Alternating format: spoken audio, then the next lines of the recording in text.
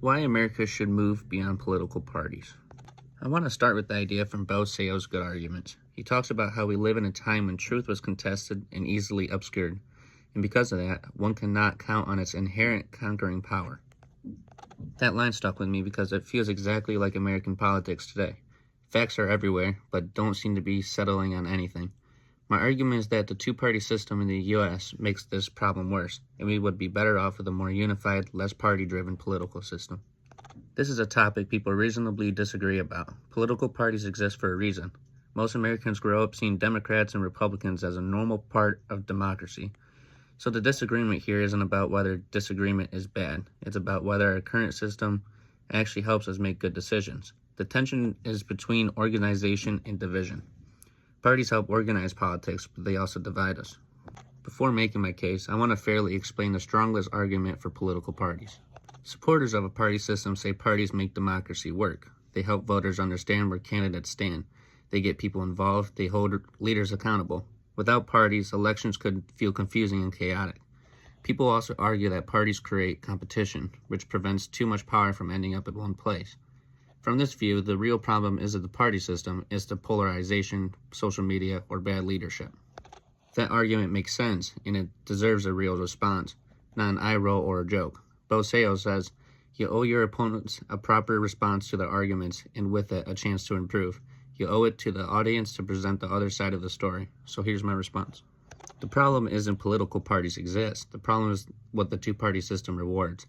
In today's system, politicians are often rewarded more for attacking the other side than for solving problems. Working together can actually hurt their chances of getting reelected. Even when both sides agree on part of an issue, compromise is seen as weakness. This shapes how politicians act and how regular people think. Issues become my side versus your side, instead of what works. Ideas are accepted or rejected based on who says them, not whether they're good ideas. That's not a healthy disagreement. That's loyalty replacing thinking. The standard I'm using here is civic impact. The system affects democracy. A system that encourages constant fighting makes it harder to listen, learn, change your mind. And when that happens, truth stops mattering, just like Seo warned. A more unified system wouldn't mean everyone agrees. Disagreement would still exist. But changes like nonpartisan elections, ranked choice voting, or weakening party control could force politicians to explain their ideas to more people, not just their base. It would push them to argue better, not louder. So, what's really at stake here? The real disagreement isn't whether America should disagree. We always will. The real question is how we disagree. Do we want a system that rewards teamwork, listening, honest rebuttal, or one that rewards division and refusing to engage? Arguing well matters because democracy works when people explain their ideas to each other and actually listen in return. Moving away from a strict party system isn't about pretending differences don't exist. It's about creating a system where disagreement leads somewhere productive. If disagreement is a skill, then our political system should help us practice it, not punish us for it. Moving toward a more unified system wouldn't fix everything overnight, but it would push leaders to explain themselves instead of just attacking the other side. It would also remind voters that disagreement doesn't have to mean hatred or gridlock.